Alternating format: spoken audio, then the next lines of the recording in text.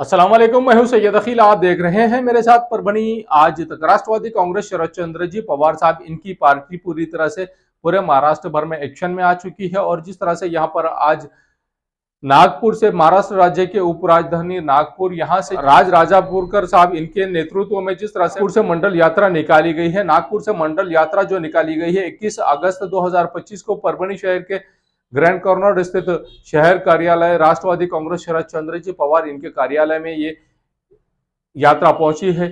जिस तरह से यहाँ पर इस यात्रा का स्वागत किया गया है, इस वक्त बड़ी तादाद में यहाँ पर ओबीसी समाज के लोग, ओबीसी नेता यहाँ पर इस वक्त मौजूद थे। और यहाँ इन तमाम लोगों का, ओबीसी समाज के जो लीडर्स यहाँ पर आए थे, इन तमाम लीडर्स का राष्ट्रवादी कांग्रेस पार्टी शरद चंद्र जी पवार साहब, इनके परभनी शहर कार्यालय पर जिस तरह से इन तमाम लोगों का सत्कार किया गया है, इस वक्त अब्दुल माजिद सेठ, इन्होंने भी सत्कार किया। उसी के साथ में डॉक्टर अनिल कांबळे साहब, इन्होंने भी राज राजापुरकर साहब, इनका सत्कार किया। इसी के साथ में अब्दुल रहमान खान साहब, इन्होंने भी इनका सत्कार किया। इसके अलावा यहाँ पर जावेद अहमद खान साहब, इन्होंने भी, जो मान्यवर यहाँ पर आए थे, इन तमाम लोगों का सत्कार किया। और सत्कार करने के बाद में इन्होंने जिस तरह से ओबीसी समाज को किस तरह से यहाँ पर एक्टिव होना है और ओबीसी समाज का भारतीय जनता पार्टी की जानिब से किस तरह से यहाँ पर अन्याय और अत्याचार ओबीसी समाज पर किया जा रहा है, ये भी इन्होंने बताया है। और एक वक्त में माजी प्रधानमंत्री वीपी सिंह, इन्होंने जिस तरह से मंडल आयोग की शुरुआत की और मंडल आयोग जो लेकर आए थे, अब मंडल यात्रा भी नागपुर से जिस तरह से निकाली गई है 21 अगस्त 2025 को परभनी शहर के ग्रैंड कॉर्नर, यहाँ पर इस यात्रा का, मंडल यात्रा का सत्कार और स्वागत भी किया गया है। इस वक्त इन तमाम मान्यवरों ने किस तरह से अपने ख्यालात का इजहार किया है, ये भी आइए आपको बताते हैं कि किस तरह से इस वक्त इन तमाम लोगों ने अपने ख्यालात का इजहार किया। इस वक्त पत्रकार परिषद का भी आयोजन यहाँ पर अब्दुल माजिद सेठ, इनकी जानिब से किया गया था। आइए जानते हैं किस तरह की प्रतिक्रिया इस वक्त इन तमाम मान्यवरों ने दी है और पत्रकार परिषद में इन्होंने किस तरह से अपने ख्यालात का इजहार किया है।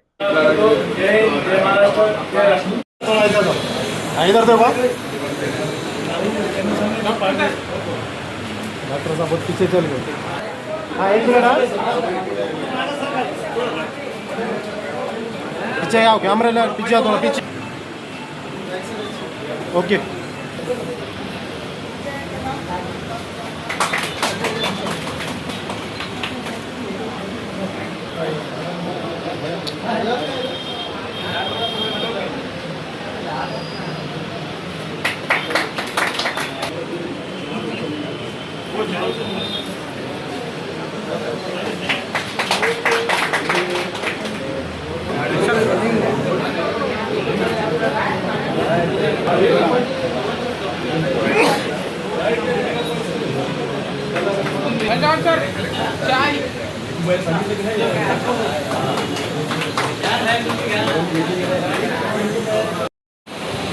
पवार साहेबांचे एक सांगतो, हेमंतबाई पत्रकार समोर आहे।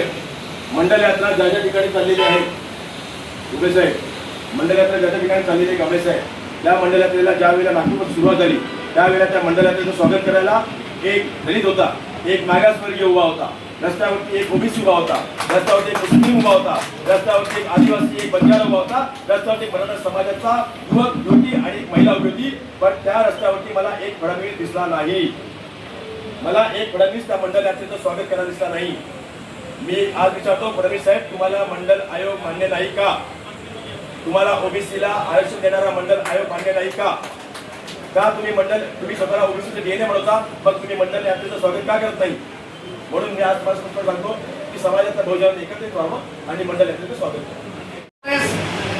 पक्ष ओबीसी सेलचे महाराष्ट्राचे प्रदेश सरचिटणीस जामदार सर हे करतील, मी त्याला अशी विनंती करतो की त्यांनी त्या मंडल यात्रेविषयीची भूमिका विषद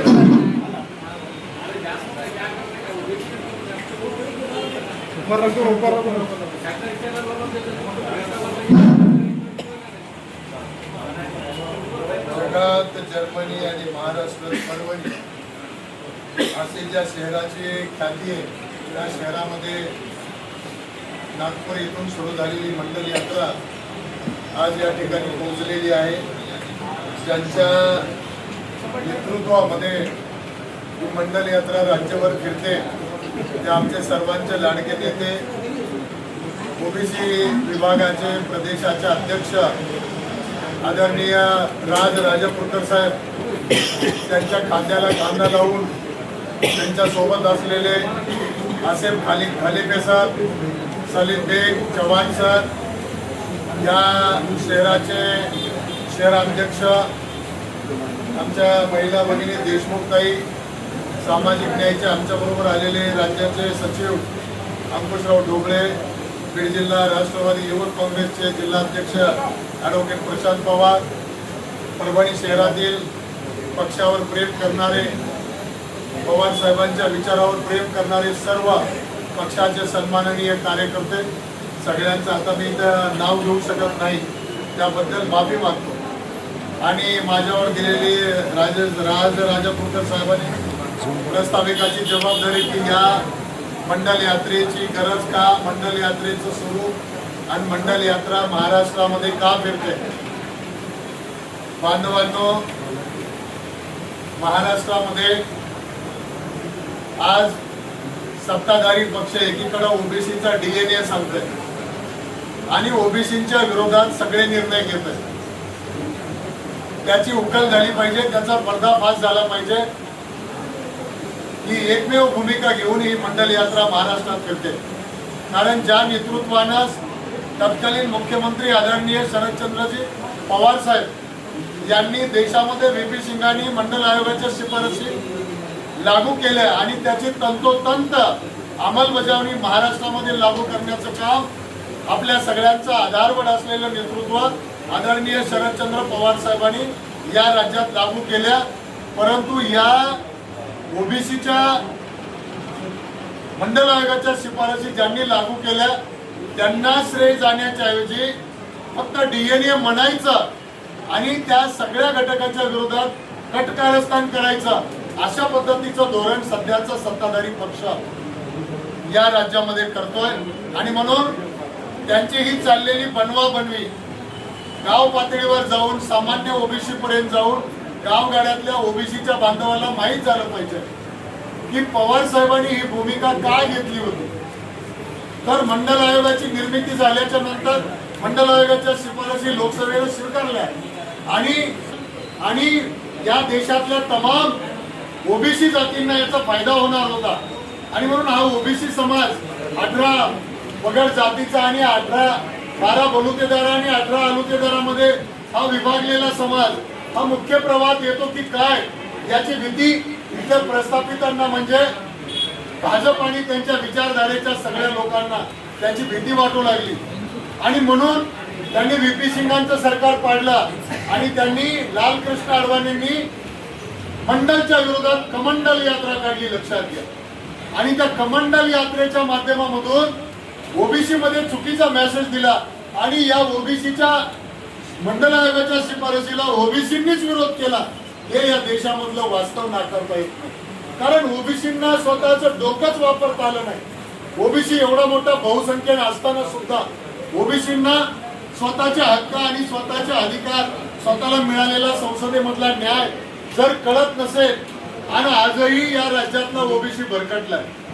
आज फक्त भाषण करतात मुख्यमंत्री, आमचा DNA ओबीसीचा आहे आणि काम सगळं RSSच्या माध्यमामधून चालू आहे. आणि या सगळ्या शिफारसी ओबीसींसाठीच्या महाराष्ट्रात लागू झाल्या. आज आपण बघतोय 5 वर्ष झालं महानगरपालिकेत प्रतिनिधी नाहीत, नगरपालिकेत प्रतिनिधी नाहीत, नगरपंचायतच्या निवडणुका नाहीत, जिल्हा परिषदांच्या निवडणुका नाहीत, पंचायत समितीच्या निवडणुका नाहीत. मुंबईसारखं मोठं जगातलं शहर आज लोकप्रतिनिधी वाचून बंद पडलंय. औरंगाबाद म्हणजे संभाजीनगर सारखं शहर आज 5 वर्ष झालं त्या ठिकाणी लोकप्रतिनिधी नाही आहेत. अशाच पद्धतीने आपल्या शहराची सुद्धा तीच परिस्थिती आहे. ज्या उद्देशाने यशवंतराव चव्हाण साहेबांनी स्थानिक स्वराज्य संस्था उभा केल्या होत्या आणि त्या बळकट करण्याचं काम शरदचंद्रजी पवार साहेबांनी महाराष्ट्रात संबंध देशाला एक उदाहरण दिलं की स्थानिक स्वराज्य संस्था काय असतात आणि त्याच्या माध्यमामधून दुसरी नेतृत्व करणारी फळी कशी उभा राहते. परंतु ती फळीच या 5 वर्षामध्ये कापण्याचं काम भाजप आणि भाजपाच्या मित्र पक्षांनी केलंय. आणि म्हणून हा सगळा उलगडा झाला पाहिजे. आज राजापूरकर साहेबांनी जिथं जिथं गेले तिथं पत्रकार परिषदा, बैठका आणि सभांच्या माध्यमातून हे सांगितलंय की रोज शेतकरी आत्महत्या करतोय. आणि आजची परिस्थिती तर राज्यात आपण पाहतोय एकीकडे पावसानं थैमान घातलंय आणि दुसरीकडं मंडल यात्रा बहुजन समाजाला जागा करण्यासाठी राज्यात फिरते. असं वाटत होतं की मंडल यात्रा राजापूरकर साहेबांना स्थगित करावी लागते की काय, पावसाचा असा जोर वाढलेला होता. परंतु हा ठाण्याचा वादळ हा काही मंडल यात्रा थांबवण्याचं नाव घेत नाही. बहुजन समाजाच्या लोकांना शहाणा करून सोड सकळ जना हाच आपण विडा उचललेला दिसतोय. आणि म्हणून खरं तर या प्रसंगी राजापूरकर साहेबांचं करावं तेवढं कौतुक कमी आहे. कारण परिस्थितीच्या विपरीत भूमिका घेऊन आज निसर्गाची कुठलीही साथ नसताना हा ठाण्याचा पट्ट्या जितेंद्र आव्हाड साहेबांच्या तालमीतला, एकीकडे जितेंद्र आव्हाड भाजपच्या कुठल्याही टीमला कसल्याही भूमिकेत येत किंचितही माघार घेत नाही आणि निसर्गाच्या विरोधात हा दुसरा पट्ट्या महाराष्ट्रात पवार साहेबांसाठी तयार झाला. आणि म्हणून महाराष्ट्रात गोपीनाथ मुंडे साहेबांच्या नंतर ओबीसीला नेता मिळतो की नाही अशी परिस्थिती झाली होती. परंतु जितेंद्र आव्हाड साहेबांनी स्वतः ती जागा घेतलीच, परंतु त्यांच्यानंतर एक कुणीतरी ओबीसीचा टीमवर्क काम करणारा माणूस उभा करण्याचं काम या मंडल यात्रेच्या माध्यमातून राजापूरकर साहेबांच्या नेतृत्वाखाली महाराष्ट्रात उभा राहत आहे. आणि म्हणून आज आम्हाला सगळ्या ओबीसींना या गोष्टीचा आनंद आहे की निसर्गाच्या या विपरीत परिस्थितीमध्ये सुद्धा हा राजापूरकर सारखा एक युवक नेतृत्व करतोय आणि झुंजतोय आणि इथल्या गोरगरीब उपेक्षित ओबीसींना सांगतोय टाळं फोडून की शरद पवार ओबीसींचा विरोधक नाहीये, तर ओबीसींना मुख्य प्रवाहात आणणारा ओबीसींचा आणि मंडल आयोगाचा जनकच शरद पवार आहे. पवार साहेबांच्या नावाचा जय जयकार करत महाराष्ट्रामध्ये ही मंडल यात्रा येते. मंडल यात्रेचं स्वागत आपण काल जालन्यामध्ये पाहिलंय. महादेव जानकरांनी मान्य केलं की मी सुद्धा इथल्या मर्गजळाला फसलो आणि 5-6 वर्ष माझे वाया गेले. 5-6 वर्ष वाया गेली नाही, ओबीसी 25 वर्ष मागे गेला तुमच्या निर्णयामुळे. कारण ते स्वतःच म्हणले काल आता तिकडे पोपट नाही. अरे ओबीसी मध्ये पोपट नाही, ओबीसीचं स्वतःचं पोपट असू द्या, परंतु ओबीसीचा आवाज बुलंद करण्याचं काम ओबीसी नेतृत्वानं केलं पाहिजे. फडणवीस साहेबांनी फक्त पोपट तयार केले, महादेव जानकर हुशार नेता लवकर बाहेर निघाला असल्या कठीण प्रसंगामध्ये सुद्धा. कारण ईडी पिढी सगळ्या गल्लोगल फिरायला लागली आणि अशा याच्यामध्ये महादेव जानकरांचं सुद्धा कौतुक केलं पाहिजे की राजापूरकर साहेबांना शाबासकी देण्यासाठी आणि पवार साहेबांच्या या निर्णयाची त्यांनी खरं तर 25 वर्षापूर्वी ही गोष्ट सांगायला पाहिजे होती. परंतु सत्य परेशान हो सकता है, पराजित नाही. आणि म्हणून पवार साहेबांची ही भूमिका आज महादेव जानकरांना सुद्धा सांगावी लागली. मला वाटतं जानकर साहेबांनी ही गोष्ट जर लोकसभेला सांगितली असती तर इथल्या सगळ्या ओबीसीनी त्यांना मतदान करून ते आज लोकसभेत गेले असते. परंतु 25 वर्ष हे त्यांना सांगण्याचं भाग्य आलं नाही आणि म्हणून ओबीसींनी सुद्धा त्यांना त्या पद्धतीनं आज त्यांना लक्षात आलं की महाराष्ट्रामध्ये जे काही या सत्तेचा मस्तवालपणा सुरू आहे त्याला रोखायचं असेल तर या राज्यामध्ये त्या वळूला व्यसन घालणारा एकच तालमीतला पट्ट्या आहे. त्या पट्ट्याचं नाव आहे पद्मभूषण शरदचंद्रजी पवार साहेब. आणि त्या आवाजाला आपण आवाज देण्यासाठी सगळेजण आज दिवसभर सगळ्यांनी काम सोडून या यात्रेचं जे काही भव्य दिव्य असं आपल्या यथाशक्तीने स्वागत केलं त्याबद्दल या यात्रेमधला एक सैनिक म्हणून आपल्या सर्वांचा आभार व्यक्त करतो. आणि या शहर कार्यकारिणीच्या वतीनं आमचं सगळ्यांचं स्वागत केलं त्याबद्दल आभार मानतो. धन्यवाद. जय हिंद, जय महाराष्ट्र. महाराष्ट्राचा बुलंद आवाज, महाराष्ट्राचा बुलंद आवाज. राजापूरकर साहेब आगे बढ़ो, मंडल यात्रेचा, मंडल यात्रेचा VP सिंग साहेबांचा, VP सिंग साहेबांचा धन्यवाद.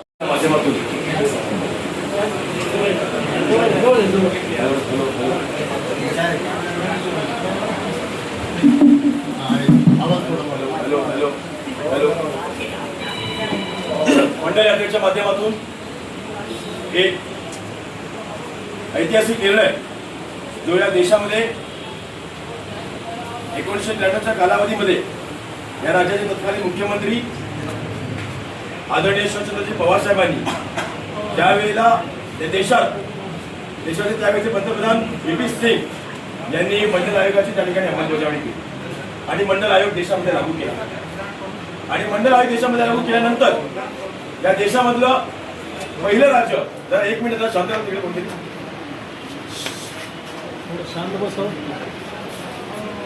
या देशातलं पहिलं राज्य हे महाराष्ट्र राज्य आहे ज्यांनी मंडल आयोगाच्या शिफारशीची अंमलबजावणी केली आणि ओबीसींना त्यांच्या हक्काचं आरक्षण मिळालं. ओबीसींना आरक्षण देणारा मसिया हे त्यावेळेचे पंतप्रधान VP सिंग आणि आदरणीय शरदचंद्र पवार साहेब आहेत.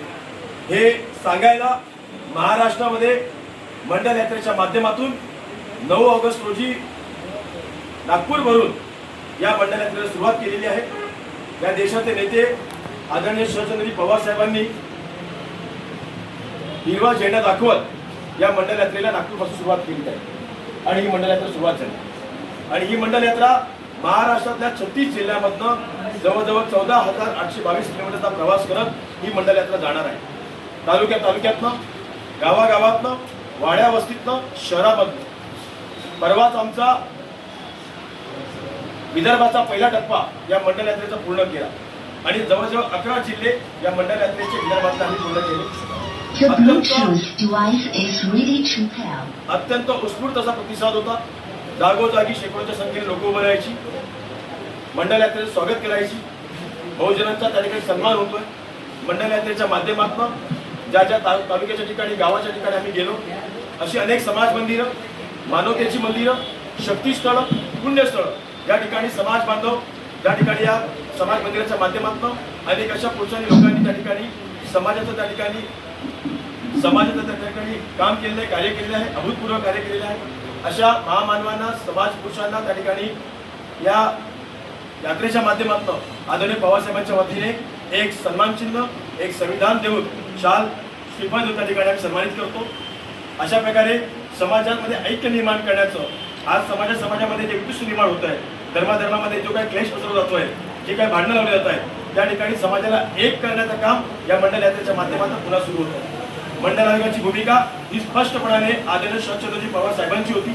मंडल आयोगाची भूमिका ही त्यावेळेला बिंदेश्वर प्रसाद मंडल यांच्या माध्यमातून झालेली VP सिंग सरकार यांच्या काळामध्ये होती आणि मंडल आयोगाचं पूर्ण यश आणि मंडल आयोगाची पूर्ण त्या ठिकाणी भूमिका ही शरदचंद्र पवार साहेबांना जाते.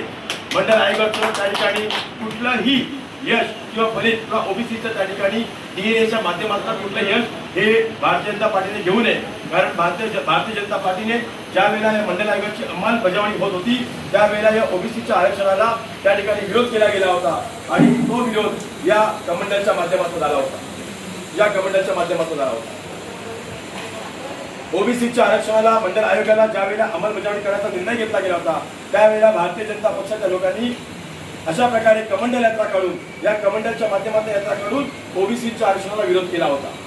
हो, मी स्पष्टपणे जाहीरपणे सांगतो की भारतीय जनता पार्टी यांचा DNA भ्रष्टाचाराचा आहे, खोटारडेपणाचा आहे, महिला अत्याचाराचा आहे, युवकांच्या बेरोजगारीचा आहे.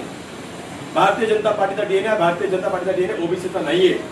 ही कमंडल यात्रा त्यांनी काढली होती. या कमंडल यात्रेचा प्रतीक हे कमंडल यासाठी घेतलं गेलं होतं की त्यावेळेला ओबीसीला शूद्र समजलं गेलं होतं आणि ओबीसीला आरक्षण देऊ नये, शूद्रांना कधीही आपल्या या मुख्य प्रवाहामध्ये आणता कामा नये. त्यांचा मुलगा, त्यांची मुलगी IAS, IPS, CA, engineer, doctor, कलेक्टरच्या माध्यमातून राजकारणाचा मुख्य प्रवाह देता कामा नये. त्यांची मुलगी देखील पंचायत समिती सभापती, जिल्हा परिषदेवरती अध्यक्ष किंवा महानगरपालिकेमध्ये महापौर बनता कामा नये यासाठी कमंडल यात्रा काढली होती.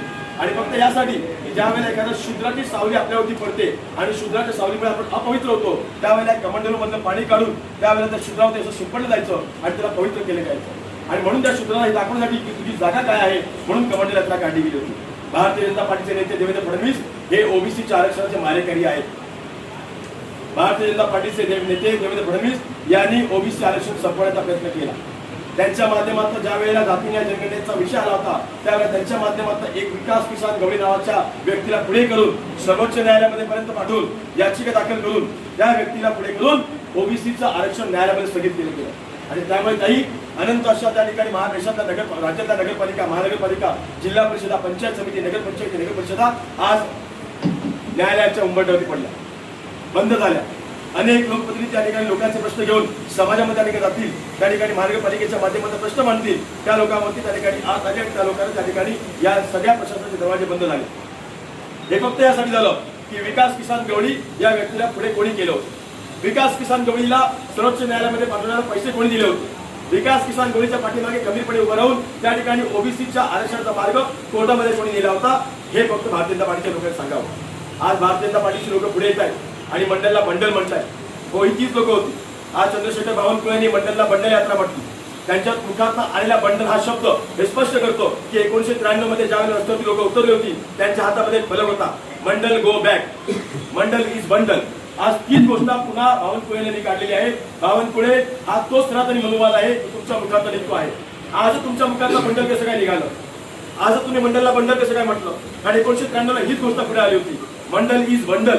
ही तीच लोक होती सवर्ण व्यवस्थेतली ज्यांनी या सवर्णांनी त्यावेळेला मोर्चे काढले होते आणि मंडलला बंडल म्हटलं होतं। त्यामुळे मंडलचा विरोध करणारे, ओबीसीच्या आरक्षणाचा विरोध करणारे, बहुजनांना त्या ठिकाणी समाजाच्या मुख्य प्रवाहामध्ये आणण्यापासून दूर ठेवणारे आणि त्यांना वंचित ठेवणारे हीच लोक होती। हाच तो सनातनी मनोवाद होता आणि म्हणून समाजामध्ये जाऊन शेवटच्या घटकापर्यंत जाऊन शोषित, पीडित, वंचित बहुजनापर्यंत जाऊन आदरणीय शरदचंद्र पवार साहेबांच्या माध्यमातून घेतली गेलेली भूमिका मांडण्यासाठी त्यांचा पट्ट्या बाहेर पडलेला आहे। शेवटच्या श्वासापर्यंत लढेल। तुमच्या बांधला स्पष्ट सांगतो, पुण्यामधनं काही जाती संघटनांनी पत्रकार परिषदा घेतल्या आणि ओबीसीची ही मंडल यात्रा, शरद पवार साहेबांच्या पक्षाची ही मंडल यात्रा, बहुजनांच्या सन्मानाची ही मंडल यात्रा पुण्यामध्ये येऊ देणार नाही असे नारे देखील लावलेले आहेत। या संघटनेला पुण्यामध्ये येऊ देऊ नका, या मंडल यात्रेला पुण्यामध्ये येऊ देऊ नका, या मंडल यात्रेची बंदी घाला अशा घोषणा केलेल्या आहेत। मी तुम्हाला भीक घालत नाही, या मीडियाच्या माध्यमातून सांगतो, तुम्हाला सर्व संघटनांना सांगतो, तुमच्या पाठीचे आकायतांना सांगतो, मी तुम्हाला भीक घालत नाही, माझा जीव गेला तरी हरकत नाही, पण शरदचंद्र पवार साहेबांची मंडल यात्रा पुण्यामध्ये काय तर महाराष्ट्राच्या कानावर कोपऱ्यामध्ये घेऊन जाईल हे तुम्हाला सांगतो। तुमच्या हिंमत असेल, तुमच्या बापाच्या हिंमत असेल तर रोखून दाखवा, पण ओबीसी हा खऱ्या हाताने जाहीरपणे शरद पवार साहेबांच्या पाठीमागे शेवटपर्यंत उभा आहे। शरद पवार साहेबांचे अनंत उपकार या ओबीसीवरती आहे। हे फक्त यासाठी की मंडल आयोग नसता तर माझी मुलगी, माझा मुलगा उभ्या आयुष्यात IAS, IPS, collector, engineer, CA, doctor किंवा पुढच्या 10 पिढ्या माझ्या आज आरक्षणामध्ये येऊ शकणार नसता। हे फक्त मंडलमुळे झालं आणि म्हणून आज या सर्व परभणीच्या लोकांनी, आमच्या सर्व नेत्या मंडळींनी एकत्रितपणे येऊन ही ताकद लावलेली आहे की ही मंडल यात्रा परभणीमध्ये इथपर्यंत येऊन त्यांनी त्याचं स्वागत केलेलं आहे। मी मनापासून परभणीच्या माझ्या सर्व सहकार्यांचं, पदाधिकाऱ्यांचं त्या ठिकाणी स्वागत करतो, अभिनंदन करतो। विजय गव्हाणे जे असतील, सर्वच म्हणजे फौजिया ताई असतील, आज दिल्लीमध्ये त्या काळात येऊ शकणारे हाऊस चालू आहे, पण एवढा मात्र ग्वाही देतो की मंडल थांबणार नाही, मंडल यात्रा आता थांबणार नाही। कोणीही कितीही प्रयत्न केले तरी मंडल यात्रा आता थांबवू शकणार नाही। तुम्हाला काही प्रश्न असतील तर आपण घ्या। महाराष्ट्रात निघालेली आहे, ओबीसींच्या हक्काची मंडल यात्रा आहे, बहुजनांच्या सन्मानाची मंडल यात्रा आहे, गोरगरीब शेतकरी, कष्टकरी, महिला, युवक यांची मंडल यात्रा आहे। मंडल यात्रा ही बहुजनांचा सन्मान करणारी मंडल यात्रा आहे। मंडल यात्रा ज्या वेळेला तिथून नागपूरवरून निघाली, नागपूर पासून गोंदिया, भंडारा, चंद्रपूर, गडचिरोली, वर्धा, यवतमाळ, अकोला, वाशिम, बुलढाणा करत, अमरावती करत काल जालन्यामध्ये, मराठवाड्यामध्ये पोहोचलेली आहे। मंडल यात्रेचं स्वागत उत्स्फूर्तपणे जागोजागी केलं जात आहे। मंडल यात्रेला त्या ठिकाणी अनेक महिला, अनेक पुरुष, अनेक युवक, अनेक युवती, अनेक विद्यार्थी जागोजागी रस्त्यावरती उभे राहून त्या ठिकाणी मंडल यात्रेचं स्वागत करत आहेत। आज या परभणीमध्ये आम्ही आलेलो आहोत, परभणीमध्ये देखील मंडल यात्रेचं उत्स्फूर्त स्वागत झालेलं आहे। आज मला या मंडल यात्रेचं स्वागत करताना रस्त्यावरती एक दलित दिसतो, एक मागासवर्गीय दिसतो, एक ओबीसी दिसतो, एक बंजारा दिसतो, एक आदिवासी दिसतो, एक मराठा समाजाची महिला आणि एक मराठा समाजाचा पुरुष देखील दिसतो, पण मला त्या ठिकाणी रस्त्यावरती मला एक फडणवीस दिसत नाही, एक फडणवीस दिसत नाही। मला दुःख वाटतं की स्वतःला ओबीसीचा DNA म्हणवणारी आज लोक रस्त्यावरती मंडल आयोगाची भूमिका स्वीकारत नाहीयेत, उलट या मंडलच्या विरोधामध्ये कमंडल यात्रा काढतायत, कमंडल यात्रा काढून फिरतायत। म्हणून मी कितीही विरोध झाला तरी आदरणीय शरदचंद्र पवार साहेबांच्या नेतृत्वात निघालेली ही बहुजनांची मंडल यात्रा आता थांबणार नाही। कोणीही किती विरोध केला, दगड मारले, दगडगोटे मारले, चिखल मारले, तरी देखील मंडल यात्रा आता थांबणार नाही। परभणीमध्ये आलेली मंडल यात्रा इथून पुढे हिंगोलीमध्ये जाणार आहे। कितीही काही गोष्टी आल्या आडव्या तरी मंडल यात्रा या सर्वांच्या वरती मार्ग काढून पुढे मात्र बहुजनांसाठी निघेल, हे त्या ठिकाणी आम्ही आश्वासित करतो।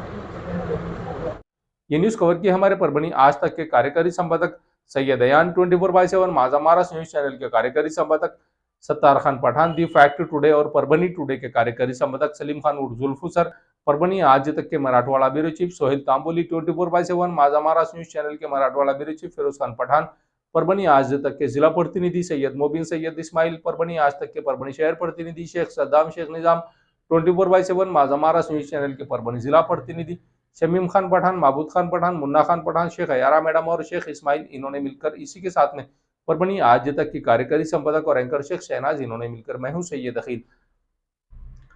आप अगर पहली बार हमारा चैनल देख रहे हैं तो सबसे पहले तो आप हमारे चैनल को सब्सक्राइब कर लीजिए। सब्सक्राइब करने के बाद बेल आइकन का बटन जरूर दबाएं। उसी के साथ में आप हमारे चैनल को लाइक करें, शेयर करें और कमेंट करना ना भूलें। आप तमाम हजरात से एक गुजारिश ये है कि आप दुनिया के किसी भी कोने में परभणी आज तक न्यूज़ चैनल देख रहे हैं तो अगर आपको इंग्लिश में हमारा न्यूज़ चैनल सुनाई दे रहा है तो ऐसी सूरत में आप सेटिंग में जाइए और सेटिंग में जाने के बाद में हिंदी का ऑप्शन आपको आ जाएगा, तो हिंदी का ऑप्शन दबाकर वहां पर क्लिक कीजिए। आपको हिंदी में हमारी न्यूज़ आपको हिंदी में देखने को मिलेगी। दुनिया के किसी भी कोने में अगर आप बैठे हुए, दुनिया में किसी भी खित्ते में अगर आप बैठकर हमारा परभणी आज तक न्यूज़ चैनल देख रहे हैं तो आपको हिंदी में हमारी न्यूज़ देखने को मिलेगी। मुझे दीजिए इजाज़त। जय हिंद। परभणी पाइल्स क्लिनिक में आपका स्वागत है। पहले मुंबई, पुणे और गुजरात में सक्सेसफुली 15,000 से ज़्यादा पेशेंट्स का इलाज करने के बाद हमने परभणी सिविल हॉस्पिटल के सामने हमारे क्लिनिक की ओपनिंग की है। हमारे यहाँ पाइल्स का इलाज किया जाता है। किसी भी तरह की सर्जरी या कोई भी किस्म का कट नहीं लगाया जाता। यहाँ सिर्फ और सिर्फ आयुर्वेदिक इंजेक्शन से आपका इलाज किया जाएगा। ये इलाज के बाद आप अगले ही दिन से अपने काम पर जा सकते हो। आपको हॉस्पिटल में एडमिट होने की ज़रूरत नहीं है।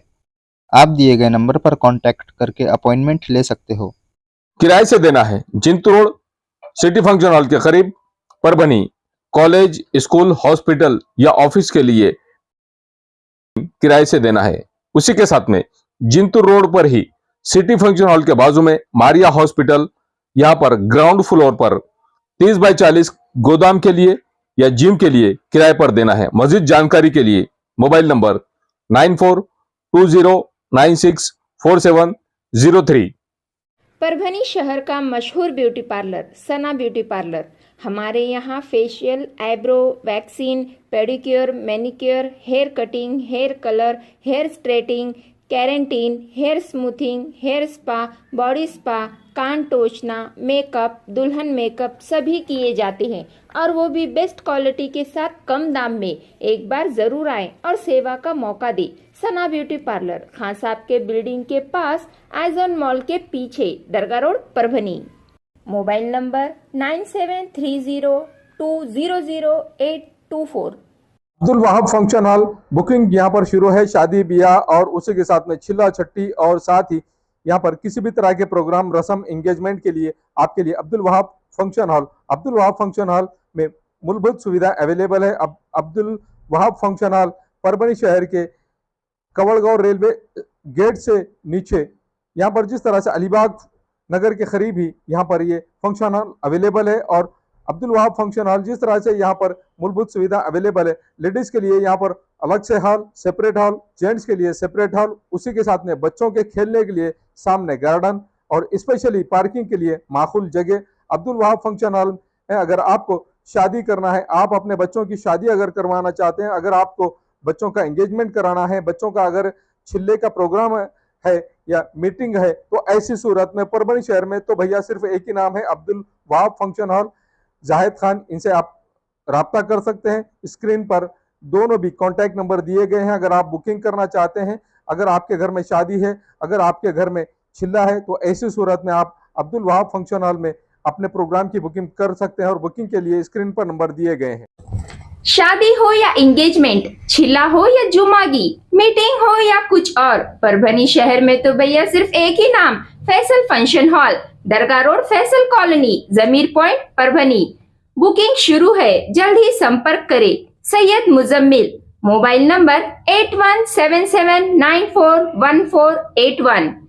Second number 9922855585।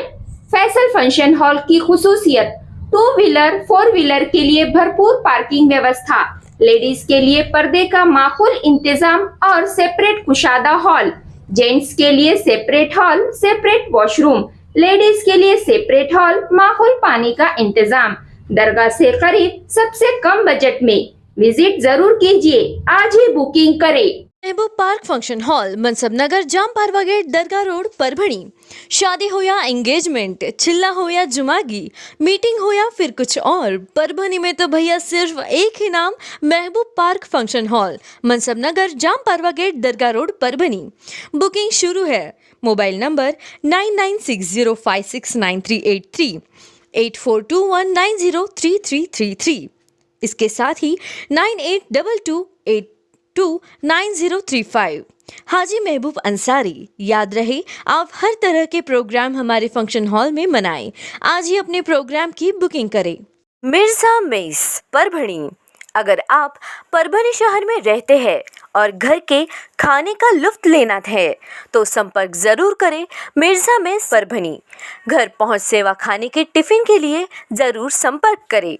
मोबाइल क्रमांक 8830266947। क्वालिटी की तलाश यहाँ खत्म। किंग ऑफ बेल्ट्स, शनिवार बाजार के पास, Nanalpet corner, Parbhani. Ladies purse, school bag, original leather belt, कमर belt, wallet, body spray, perfume और भी बहुत कुछ। एक बार जरूर आए। किंग ऑफ बेल्ट, शनिवार बाजार, नानलपेट कॉर्नर, परभणी।